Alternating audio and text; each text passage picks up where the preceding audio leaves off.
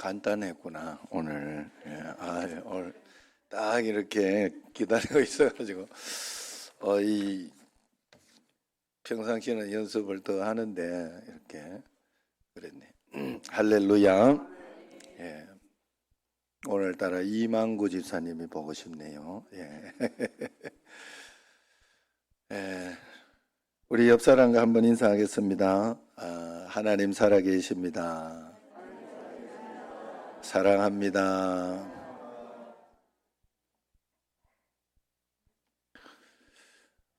오늘부터 이제 교회 절기 중에서 가장 은혜로운 그런 절기가 시작되죠. 오늘이 종려주일이고 내일부터 고난주간, 그리고 다음 주일은 부활주일, 그렇게 되는 겁니다. 기독교에서 사실 초대교회 때는 성탄절이나 이런 게 없었어요. 부활주일만 있었어요, 초대교회는. 그래서 부활주일은 우리에게 가장 중요한 절기라는 것을 여러분들이 꼭 기억해야 됩니다. 종려주일인 오늘은 내일부터 이제 오늘 이렇게 찬양도 이렇게 고난주간 찬양을 불렀지만은 이 고난주간이 있다는 것이 생각나지 않을 정도로 분위기가 다르잖아요. 호산나 찬송하리로다, 주의 이름으로 오시는 이여 하늘에는 평하여 가장 높은 곳에 영광이로다 하면서 예수님을 영접하고 십자가를 지기 위해 이렇게 오시는 예수님을 그렇게 종려나무 가지를 흔들면서 찬양하고 영접했어요. 그때 사람들이 이제 바리새인들이나 서기관들이 이제 못마땅한 눈으로 쳐다보면서 호산나 호산나 하며 하나님께 하는 거지 그걸 예수님께 한다고 기분 나빠했어요. 그러면서 이렇게 하지 못하게 해라, 그렇게 이야기를 했는데 예수님께서 그때 40절에 보면 그들을 책망하시면서 강하게 이야기하지요. 만일 이 사람들이 침묵하면 돌들이 소리 지를 것이다, 그렇게 이야기를 합니다. 예수님께서는 종려주일에 찬양이 반드시 있어야 한다는 것을 이야기를 하고 있더라 하는 것입니다. 그러면 예수님께서 왜 이렇게 하셨을까? 제자들과 사람들의 그 찬양 받으면서 기분이 좋아진 것일까? 아니면 이렇게 이 바리새인들의 말에 기분이 확 나빠진 것일까? 둘 다 아니겠죠. 한화하는 제자들의 영접을 받으시는 예수님은 마음으로는 울고 계시면서 오셨다 하는 것을 41절 42절에 보면 이야기를 하고 있습니다. 그래서 같이 한번 41절 42절 읽어봅시다. 가까이 오사 성을 보시고 우시며 이르시되 너도 오늘 평화에 관한 일을 알았더라면 좋을 뻔하였거니와 지금 내 눈에 숨겨졌도다. 예수님은 이미 예루살렘에 임할 하나님의 심판을 내다보고 계셨습니다. 그것은 단지 이스라엘만의 문제가 아니었어요. 며칠 뒤 십자가를 지시기 전날 겟세마네 동산에서 예수님께서는 또 통곡하며 우셨죠. 그것을 히브리서 기자는 이렇게 해석하죠. 그가 육체에 계실 때에 자기를 죽음에서 능히 구원하실 이에게 심한 통곡과 눈물로 간구와 소원을 올렸고 그랬습니다. 예수님께서 그렇게 기도하신 이유는 그 기도로 인하여 자기에게 순종하는 모든 자에게 영원한 구원의 근원이 되게 하시려고 그랬다 이야기합니다. 우리가 예수님께서 그렇게 통곡과 눈물로 기도하시고 십자가를 지심으로 인하여 그렇게 예수님께서 다 예비해 놓으셨기 때문에 우리가 믿음으로 주님 앞에 우리의 믿음을 드리면 하나님께서 우리의 삶 속에 구원의 역사를 일으켜 주신다. 구원의 역사는 삶의 문제가 해결되고 풀리는 것도 포함되어 있습니다. 여러분, 그래서 이 땅에 여러분들이 믿음을 가지고 이렇게 여기에 구원의 믿음을 가지고 있기 때문에 저 천국에 간다고 믿고 있는 것처럼 여러분 이 땅에서도 문제를 해결받고 하나님 앞에서 평안하고 복되고 그리고 승리하는 문제 해결, 승리, 이기는 삶을 살기 위해서는 반드시 하나님 앞에 나의 믿음을 드려야 돼요. 그래야지 예수님께서 십자가에 죽으신 것이 그 믿음을 하나님이 받으시고 우리에게 효력을 주는 거예요. 그래서 우리는 흔들리거나 떨리거나 두려워하는 사람들이 아닙니다. 그렇게 살면 늘 넘어지게 돼 있어요. 실패할 수밖에 없는 그런 삶을 살 수밖에 없어요. 어떤 상황과 환경 가운데서도 하나님이 함께 계시다 하고 내 자신을 돌아보고 나만 잘하면 돼요. 나만 잘하면. 나만 하나님 앞에서 바르게 말씀대로 살고 어떤 일이 있어도 선한 능력을 가지고 이렇게 선한 능력으로 살 그런 믿음을 가지고 주님 앞에 드리고 있으면 반드시 역사는 일어나게 되어 있다 하는 그런 것이죠. 그래서 예수님께서 제자들의 환영과 그것이 기뻐서나 아니면 바리새인들의 말이 기분 나빠서는 절대로 아니다는 거예요. 왜 예수님은 제자들이 예수님께 메시아라 부르며 호산나 찬양을 해야 된다. 고난이 있지만 이제 내일부터 고난 주간이고 이제 십자가로 죽으러 들어가는 어떤 그런 것이 있지만 왜 우리에게는 그 찬양이 먼저 있어야 된다라고 이야기를 하는가 하면 그것은 바로 우리를 위해서 그런 것입니다. 우리를 위해서. 우리가 이 땅에서 고난을 이길 수 있는 힘은 예수님이 메시아라는 그런 확신에서 오기 때문에 그래요. 그 확신 가운데 우리가 흔들리지 않고 주님 앞에 나갈 때 하나님은 반드시 승리하게 해주시고 역사해 주신다 하는 사실이죠. 그때 이제 그래서 그 당시 십자가에서 제자들은 예수님께서 십자가에서 무기력하게 죽는 모습을 보겠지만은 그럼에도 불구하고 제자들은 예수님이 메시아라는 사실을 분명히 알고 믿음으로 살아야 된다는 것을 이야기해 주기 위한 것입니다. 당시 예수님을 찬양했던 제자들은 십자가에 달리실 때 다 도망가 버렸어요. 그러나 그것으로 끝이 아니었습니다. 그들은 예수님의 부활을 목격하게 되죠. 그리고 예수님께서는 정말 메시아이심을 성령으로 깨닫게 됩니다. 성령 이제 오순절 마가의 다락방에서 성령이 오셔서 그것을 확인시켜 주는 것입니다. 그 후에 부활의 예수님을 전하게 되었는데 부활의 예수님을 목격한 제자들은 한결같이 자기 십자가를 지고 주님을 따라갈 수 있었습니다. 그때 그들은 예수님이 메시아다 하는 것을 확신했기 때문에 그들은 부활을 목격하였기 때문에 담대하게 십자가의 고난의 길을 갈 수 있었던 것입니다. 진정 자기를 부인하고 자기 십자가를 지고 예수님을 따를 사람이 이 세상에 누가 있겠습니까? 그 길은 바로 영광스러운 그 길이 내가 예수님을 따르고 믿음으로 살아가는 길이 영광스러운 길임을 아는 사람만 갈 수 있지 않겠습니까? 예수님을 믿는다고 누구나 고난의 길을 가는 사람은 갈 수 있는 것은 아닙니다. 십자가의 길이 싫은 사람, 부담되는 사람은 누구도 가지 않습니다. 갈 수도 없어요. 그런데 그 십자가 고난의 길을 가는 사람이 있습니다. 코로나 가운데서도 여러분들이 더 주님 앞에서 이렇게 애를 쓰고 노력하면서 기도하고 예배드리는 사람이 있다 이 말이에요. 하나님 앞에서 왜 그렇게 할까? 정신이 나가서 그러냐? 바보여서 그러냐? 그렇지 않습니다. 그분들은 진정으로 십자가의 주님, 부활의 예수님을 만났기 때문에 그렇다 하는 거예요. 여러분 인도 첸나이는 예수님의 제자 중에 한 명인 도마가 순교한 곳입니다. 그는 의심 많은 도마라는 별명을 가진 그런 제자였어요. 예수님이 부활하신 후에 다락방에 모여있는 제자들에게 나타났을 때 도마는 그 자리에 없었습니다. 다른 제자들은 부활하신 예수님을 다 만났다 하는 그 말을 듣고 나는 예수님의 손에 못자국과 옆구리에 찔린 곳에 손가락을 넣어보지 않고는 나는 못 믿겠다 그러면서 막 이야기를 했어요. 그랬을 때 그런 도마를 위해 예수님은 친히 나타나셔서 도마의 손을 붙잡으시고 자신의 옆구리에 찔린 상처에 손을 넣게 했습니다. 도마는 이후에 예수님의 부활 복음을 전하기 위해서 인도 첸나이로 갔고 거기에 창에 찔려 순교했습니다. 왜 그렇게 할 수 있었을까? 부활의 주님을 확실히 만났기 때문에 그래요. 주님을 확실히 보았기 때문에 그래요. 누가 십자가의 주님을 따라갈 수 있습니까? 의지가 강한 사람입니까? 겁이 없는 사람이에요?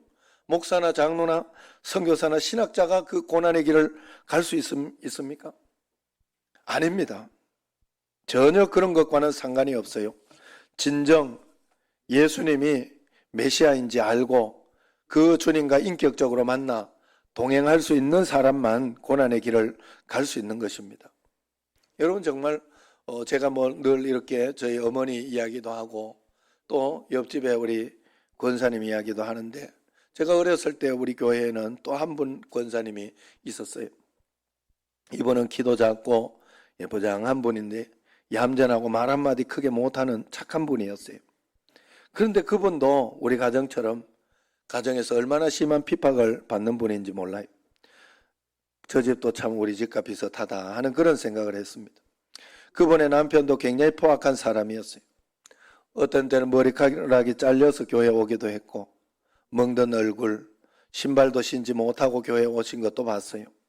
그러면서 왜 저렇게 교회 다니는지 그게 어린 저로서는 이해할 수 없었어요. 더 이해가 안 되는 것은 교회에서 울며 기도하는데 자신을 살려달라고 구해달라고 그렇게 기도하는 것이 아니라, 고통이 지나가게 해달라고 기도하는 것이 아니라, 하나님 아버지 누구누구 아빠 예수 믿게 해주세요 그러면서 기도하는 겁니다. 어떻게 그렇게 기도할 수 있었을까? 그 권사님은 주님을 만났고 주님이 함께 하심을 알았기에 그 고통스러운 시절을 견딜 수 있었던 것입니다. 결국 남편도 시댁도 다 구원받았고 아들이 목사님이 되셨어요.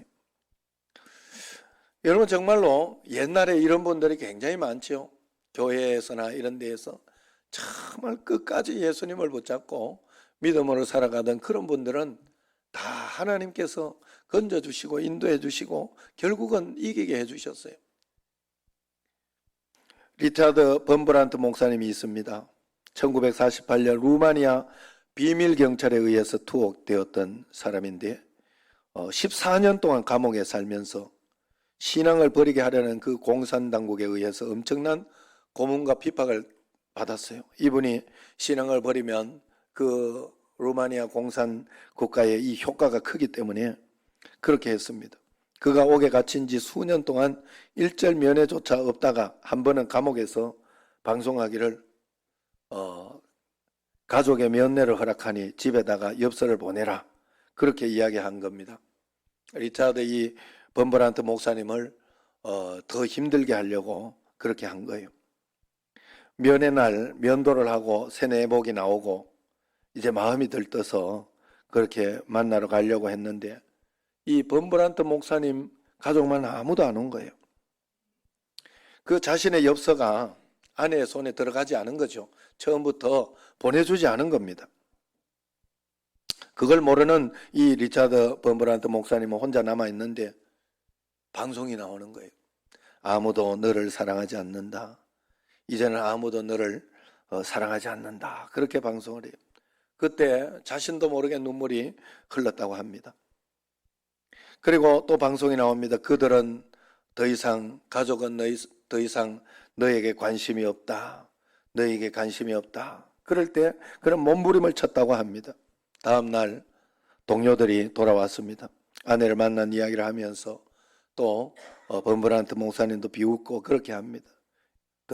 더러운 말도 합니다. 그때 방송이 다시 나옵니다. 하나님은 죽었다. 하나님은 안 계신다. 그런데 그렇게 하니까 그것이 믿어지기 시작하더라는 거예요. 정말로 나는 버려졌나 보다. 하나님 안 계신가 보다. 그러면서 그런 것이 들기 시작하더랍니다. 그러나 그 순간 성경에 나오는 그 배교의 때가 지금이구나. 이럴 때 우리가 배교하고 하나님을 멀리하는구나. 그런 것이 이렇게 탁 깨달아지면서 그때 예수님께서 무덤에 묻히셨던 그때에 여인들이 왔던 것이 기억이 나더라는 거예요. 성경에. 그 여인들도 지금 나처럼 이렇게 절망스러웠겠지. 그러나 그들은 울면서도 예수님의 무덤을 떠나지 않았지 않은가. 끝까지 예수님의 무덤을 지키면서 거기에서 울면서 기다리고 있지 않았던가 하면서 이렇게 그것이 딱 생각이 되면서 그 믿음이 생기더라는 거예요. 그래서 범브란트 목사님은 자신을 하나님께 이후부터 다 드렸다고 합니다. 안 계신다고 생각이 되고 아무 느낌이 안 들어도 그저 나는 울기라도 해야 되겠다. 여기에서 모든 것을 그리 아니하실지라도 하는 그 믿음을 가진 것이지요. 이유를 알 수 없는 환난과 혼통 속에 자신의 모든 판단까지 하나님께 드린 것이지요. 그래서 나는 그냥 울 것입니다. 고백하기를 나는 그냥 울 것입니다. 무덤 곁에서 울던 그 여인들처럼 그냥 울겠습니다. 결국 그는 석방되었습니다. 감옥을 나서니까 바깥은 한낮에 그 초록색 나뭇잎이 그렇게 싱그럽고 너무도 조용해서 벌레들이 나는 소리까지 다 들리는 듯 했다고 그렇게 고백하고 있습니다. 그는 밖에 나와서 벽 뒤에 있는 보초들이 들을 수 있을 만큼 큰 소리로 이렇게 외쳤다고 합니다. 하나님, 당신은 제가 감옥에 있을 때에도 저와 함께 계셨으므로 이제 제가 자유의 몸이 되었다고 해서 더 기뻐하지 않도록 도와주십시오. 하나님, 그러니까 이 무슨 말인가 하면 감옥에 있을 때도 나는 주님이 함께 계심으로 기뻐했습니다. 나와서도 당연히 하나님이 함께 계심으로 어디에 있으나 기뻐할 수 있습니다 하는 그런 고백을 한 거예요. 이 간수들이 다 듣도록 그렇게 했다고 합니다. 석방된 후에 아들이 조용히 물었다고 하지요. 아버지는 그 겪으신 고통을 통해서 하나님께서 무엇을 가르치기 위해 이렇게 그렇게 했는지, 무엇을 배우셨는지, 거기에서 어떻게 하셨는지 그 상황을 물었다고 합니다. 그때 버머란트 목사님이 아들아, 나는 거기에서 성경을 줬겠어요? 안 줬겠죠? 그리고 예수님을 빼앗고 없애려고 얼마나 했겠어요? 그래서 그 성경을 다 잊어버렸지만은 네 가지가 내 마음속에 절대로 떠나지 않았다. 첫 번째는 하나님이 늘 나와 함께 계시다 하는 것을 믿었고, 그 다음에 두 번째는 그리스도가 나의 구세주다, 나의 메시아라는 그 사실을 나는 믿었고, 그리고 세 번째는 나에게는 이 세상의 삶이 끝이 아니다, 영원한 삶이 있다는 것을 나는 믿었고, 마지막으로 네 번째는 사랑이 최선의 삶이다, 사랑하는 것이 최선의 삶이다 하는, 성경에서 예수님이 하나님은 사랑이시니까 그 사랑으로 살아야 한다는 것 하나를 꼭 붙들고 있었다 하는 것입니다. 그렇게 해서 견디고 이겨낼 수 있었다 하는 것이죠. 우리가 예수님을 믿을 때 가장 먼저 십자가의 예수님, 부활의 예수님을 우리는 꼭 만나야 돼요. 여러분, 정말로 우리는 예수님께 목숨을 걸 때 여러분, 하나님께서 우리에게 큰 역사를 일으켜 주셔요. 제가 우리 집에 이렇게 보면 딸이 이렇게 별로 걱정이 안 돼요. 이번에도 여러분 좋은 소식이 있습니다. 직장을 이렇게 들어갔다. 그래가지고 들어가가지고 그 초봉이 월 400인가 그래요. 남의 이야기라고 이렇게.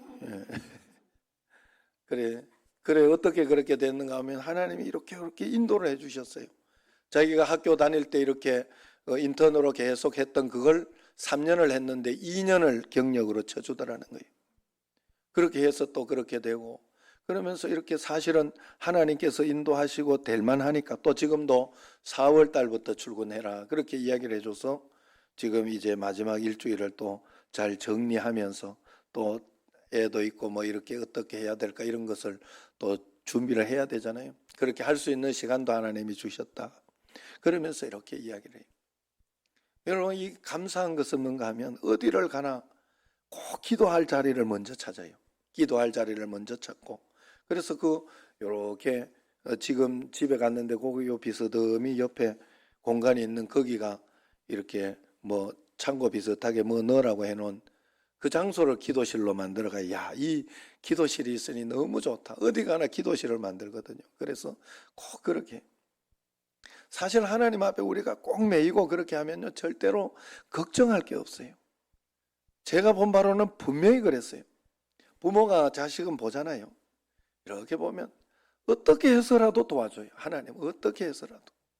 저도 뭐 감사한 거는 왜냐하면 이제 돈 안 보내야 되니까 감사하지요. 제가. 예. 그동안은 예?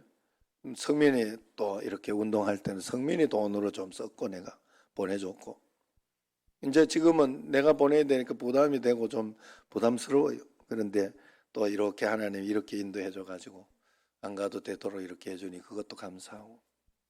하나님 앞에서 여러분 정말로 우리가 하나님만 꼭 붙들고 우리가 직장에 다니는 것처럼 하나님을 믿어라 제가 그렇게 이야기하잖아요. 직장은 죽어도 가야 되잖아요. 사실 어떻게 해서라도. 왜냐하면 안 가면 월급 안 주잖아요. 안 가는데 대충 적당히 갔다가 피곤하면 말았다가 이랬는데 다 챙겨주는 직장은 없어요. 나가라 하지. 그런데 우리는 예수님 믿을 때 그렇게 믿어. 꽉 하나님을 붙들고 하나님 최우선으로 그렇게 하면 하나님이 나를 최우선으로 붙들어 주셔요. 반드시 그렇게 해주셔요. 반드시 그렇게 해주셔요. 그런데 내가 그렇게 하나님을 붙들지 않고 왜 그러는가 하면 그건 하나님이 사랑이라는 걸 알아서 그렇긴 해요. 하나님이 사랑한다 하는 그것 때문에 우리가 그렇게 믿어요. 하나님을. 하나님께 목숨을 걸지를 않아요. 하나님 다 사랑하니까 용서해 주니까 당연히 용서해 주니까. 그러나 여러분 꼭 아셔야 돼요. 예수님이 십자가에 못 박혀서 우리 모두를 사랑하셔서 누구에게나 구원은 주셨지만 그 구원의 가치는 1,000,000원짜리 1억짜리가 아니요 예수님짜리라고 했죠. 그 가치는 예수님짜리이기 때문에 굉장한 가치가 있는 거예요. 그런데 이 굉장한 가치가 있는 것을 내가 아무것도 아닌 것처럼 취급해버리면 그건 내가 이게 황금이 여기 속에 있다고 해도 이걸 내가 쓰레기 취급하면 쓰레기인 거예요. 이건 나에게 달려있어요. 아무리 귀하더라도 내가 귀하게 여겨야 귀한 것이 내 것이 되는 거예요. 믿음은 그런 거예요. 이 땅에서 우리는 하나님을 정말로 최우선으로 최고로 귀한 것이다 하는 것을 먼저 드려야 됩니다. 그래야 그 축복이 나에게로 오는 거예요. 이게 믿음의 역사라는 거예요. 그런데 우리는 눈에 보이는 것만, 겉으로 보이는 것만. 여러분 우리가 11조도 하고 오늘 예배도 드리고 이렇게 하는데 왔다가 겉으로 보이는 것만 하면 안 돼요. 이 예배를 드리는 이유는 우리 속에 있는 것이 진짜가 되려고 하는 거 아니겠어요? 그래서 여러분들이 말씀을 듣고 삶에서 살아내야 그것이 진짜 믿음이 되고 그것을 통하여 하나님은 삶에서 역사를 주는 거예요. 반드시 하나님은 그렇습니다. 그렇기 때문에 우리가 그러한 믿음으로 주님 앞에 어떤 일에도 흔들리지 않고 내 자신이 주님 앞에서 잘하고 있는지 하나님 앞에 그렇게 꼭 살아가야 돼. 그래서 고난 가운데 있어도 여러분 제가 저희 어머니 자꾸 이야기해서 죄송하지만은 어머니가 지금 말년에 승리하셨잖아요. 우리 아버지보다는. 아버지는 조금 빌빌하시지만 우리 어머니는 건강하시잖아요. 그래 아버지 잘 돌봐주고 계시잖아요. 아버지 이렇게 해주고 그랬는데 또 감사한 거는 또 아버지도 그나마 건강하셔서 감사해요. 건강하셔서.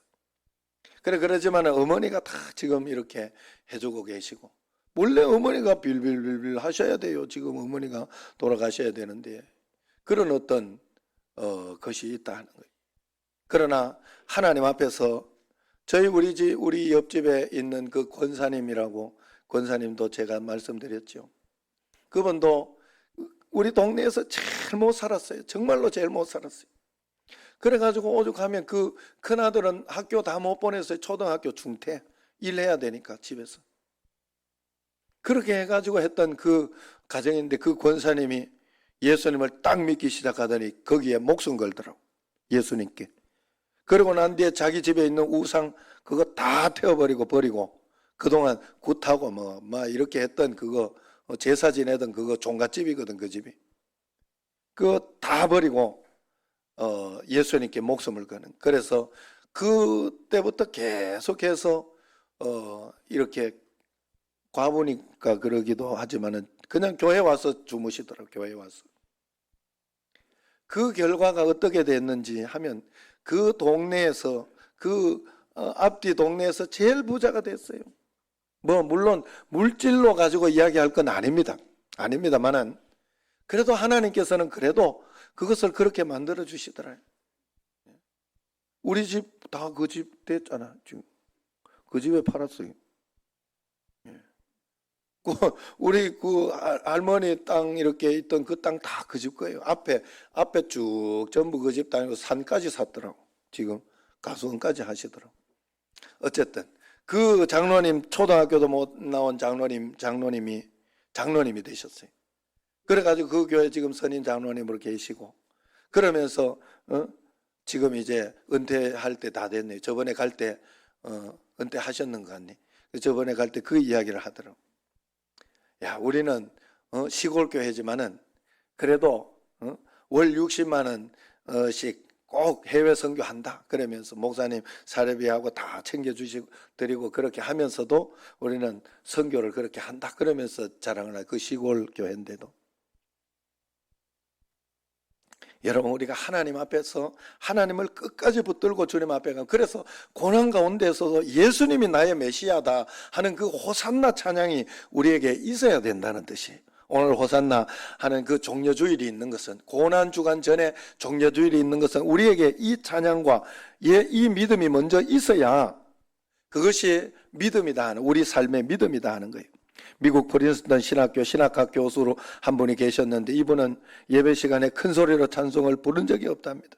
그냥 거룩 걸으면서 이렇게 했는데, 강의할 때는 그처럼 유창하게 하던 분이 찬송 시간만 되면 입이 철문처럼 굳게 잠겨 있었다 그래요. 그런데 어느 날 채플 시간에 교수와 학생들이 깜짝 놀랐다. 왜냐하면 이 교수님이 막 큰 소리로 찬송을 부르고 열정적으로 찬양을 부르는 겁니다. 어떤 일이 벌어졌는가 하면, 그 교수님이 그 전날 밤에 꿈에 천국을 갔다고 그래. 천국에 갔더니 천사가 하는 말이, 천국에는 신학을 잘하는 사람이 필요 없어, 천국에는 찬송하는 사람이 필요하오, 이렇게 이야기를 했다는 거예요. 그래서 그 이후에 그렇게 찬양을 열심히 불렀다고 합니다. 여러분 마음에는 종려주일에 이 찬송이 있습니까? 우리가 진정 십자가와 부활의 주님을 만나지 않고는 이 종려주일의 찬양을 마음껏 진정으로 부를 수 없을 것입니다. 여러분, 이번 고난주간에 주님을 사모함으로 십자가의 여정을 우리가 한번 따라가 보시기를 바랍니다. 고난주간 겟세마네 기도회에 그 마음으로 여러분 한번 꼭 참여해 보시기를 바랍니다. 예수님을 뜨겁게 사랑하며 예수님을 뜨겁게 찬양하며 주님을 따라 십자가의 길을 한번 걸어봅시다. 그러면 고난주간은 오히려 신혼여행과 같은 그런 기쁨의, 감사의, 감격의 시간이 될 것입니다. 그리고 감격스러운 부활의 주님을 반드시 맞이하게 될 것입니다. 잘 하나님 앞에 드려서 주님과 함께 영광을 돌리는 여러분과 저가 되기를 주의 이름으로 축원합니다. 기도하겠습니다. 하나님 아버지, 종려주일의 찬양과 믿음을 가지고 우리가 이 고난의 시간, 어려움의 시간을 우리가 이겨내는 줄로 믿습니다. 부활이 있다, 하나님은 살아계시다 하는 그러한 찬양으로 주님께 영광 돌리는 줄로 믿사오니, 저희들에게 그 은혜를 다하여 주시고 그 길을 걸어가셨던 주님을 따라 나아가는 저희들이 꼭 되게 하여 주옵소서. 예수님 이름으로 감사하며 기도드리옵나이다. 아멘.